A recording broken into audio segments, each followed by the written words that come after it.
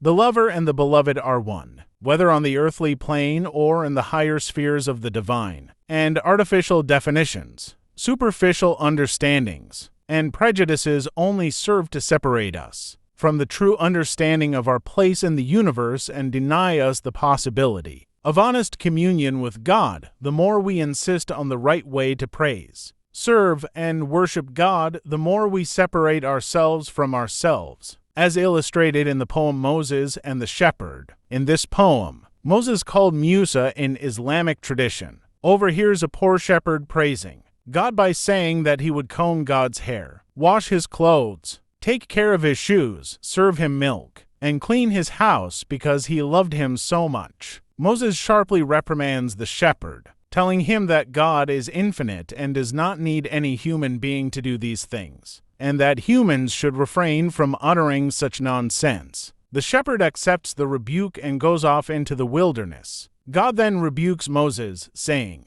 "You have separated me from one of my people. Have you come as a prophet to unite or to separate? I have given each being a distinct and unique way of seeing, knowing, and expressing this knowledge. What seems bad to you is good for it. What is poison to one is honey to another. I am apart from all of this. Modes of worship should not be considered better or worse than one another." Moses repents, finds the shepherd, and apologizes. The shepherd forgives him, telling him that he has already realized that God's nature is nothing like what he imagined. Rumi, as narrator, comments, "Whenever you offer praise or thanks to God, it is always like the simplicity of this dear shepherd." This poem illustrates Rumi's practice of using stories from the Quran or other Islamic works to make a point that his audience can already accept. In Surah 18-60-82 of the Quran, Moses is portrayed in a similar way.